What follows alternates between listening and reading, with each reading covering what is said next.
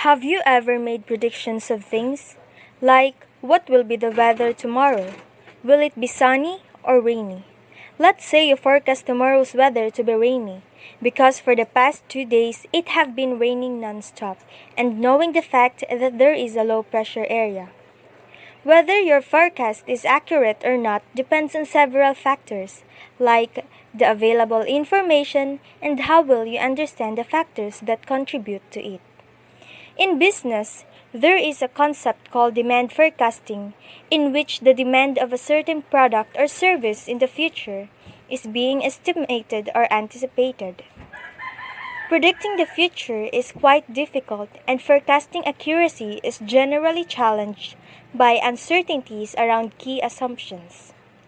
But uncertainty can be turned into a positive factor, informing decision makers about their uncertainty to increase their awareness in their decision making. Companies use forecasting to help them develop business strategies. In this video, we are going to discuss the 6 rules for effective forecasting. Effective forecasting provides essential context that informs our intuition. It broadens your understanding by revealing overlooked possibilities and exposing examined assumptions regarding hoped for outcomes. At the same time, it narrows the decision space within which you must exercise your intuition. Paul Sappho, a technology forecaster, said, "The goal of forecasting is not to predict the future, but to tell you what you need to know to take meaningful action in the present." These 6 rules will guide your business towards the path to success. Define a cone of uncertainty. Ultimately, you have to rely on your instincts and judgment as a decision maker. In a world of uncertainty, there is no way around that. But efficient forecasting offers important background to educate your intuition.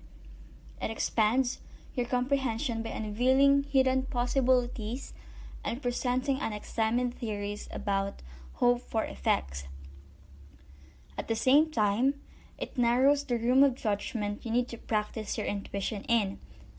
It is the responsibility of the forecaster to describe the cone in a way that lets the decision maker exercise strategic judgment. The cone of uncertainty is delineated by several factors, but the most important is to describe its breadth, which is a measure of overall uncertainty.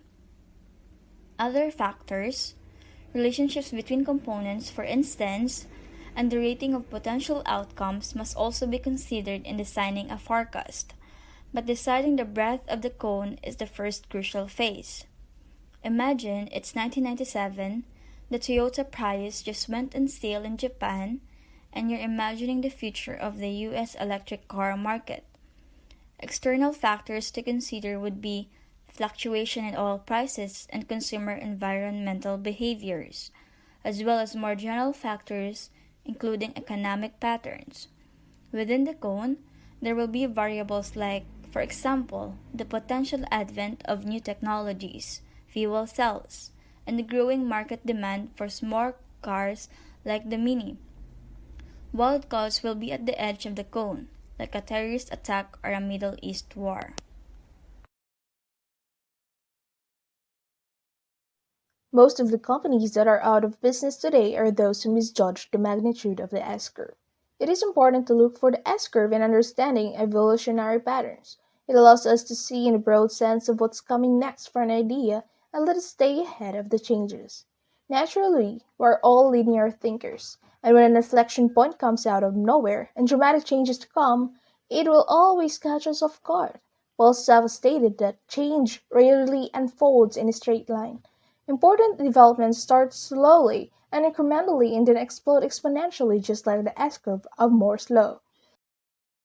S-curves are fractal in nature. Broadly defined curves are composed of small, precisely defined and linked S-curves, and a forecaster has to discover and identify the pattern ahead of the inflection point and never miss the larger S-curve lurking in the background.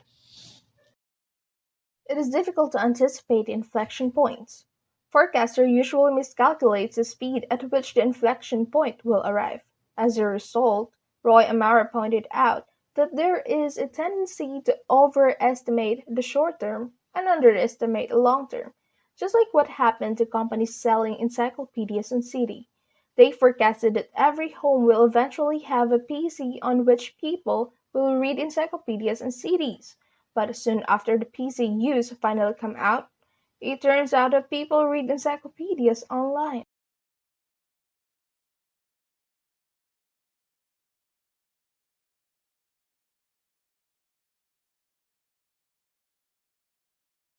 Feet. The novelist William Gibson once observed, "The future's already arrived, it's just not evenly distributed yet." The leading edge line of an emerging S-curve is like a string hanging down from the future, and the odd event you can get out of your mind could be a weak signal of a distant industry disrupting S-curve just starting to gain momentum. The entire portion of the S-curve to the left of the inflection point is paved with indicators, subtle pointers that when aggregated become powerful hints of things to come.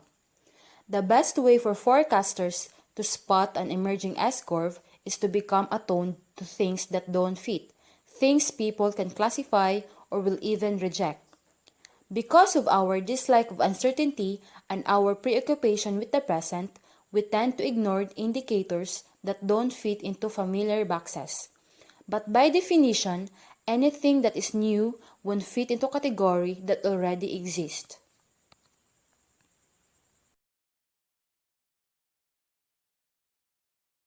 Weakly.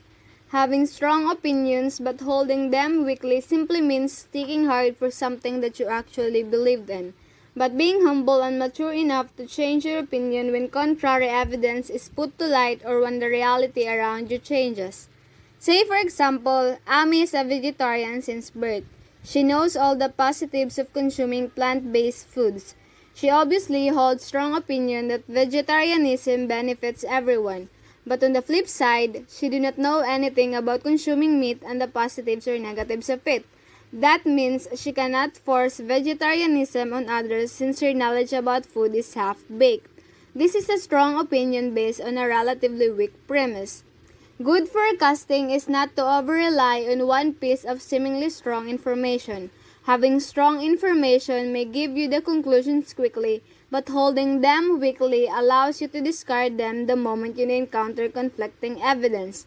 If a forecaster can develop a reputation as someone who is passionate about ideas, but also totally willing to change opinion when shown new or different data or perspectives, this will create a lot of trust and a really healthy environment of debate and discussion.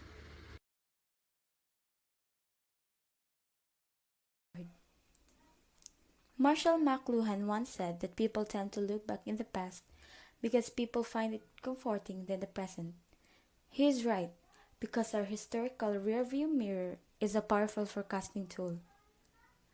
The past event can be used to connect the present indicators, and this helps in trajectorying the future map. One must look for the turns, not the straight-ways, and thus one must peer far enough into the past to identify patterns. Looking back doesn't mean that you will forget the present.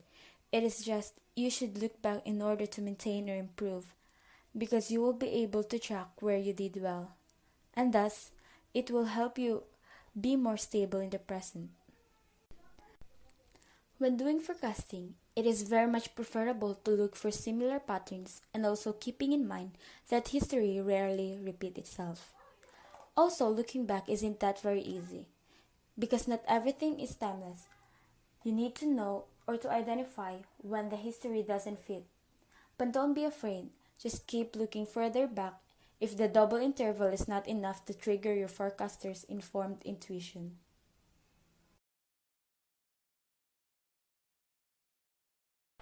It is unusual to us that we are not once fearful of and fascinated by change. It is embedded in our social vocabulary, as we often greet friends with "what's new?" Yet, it is a liability for forecasters to have a strong tendency to change. A simple fact is that, even in periods of dramatic rapid transformation, There are vastly more elements that do not change than new things that emerge. According to Vahid Shamikhi, it is important to note that there are moments when forecasting is comparatively easy and other moments when it is impossible. The cone of uncertainty is not static, it expands and contracts. As the present rolls into the future, uncertain possibilities come to pass while others are closed off. Be skeptical about apparent changes and avoid making an immediate forecast, or at least don't take any one forecast too seriously. Forecasting is nothing more nor less than the systematic and disciplined application of common sense. The best way to make sense of what lies ahead is to forecast for yourself. And those are the 6 rules for effective forecasting.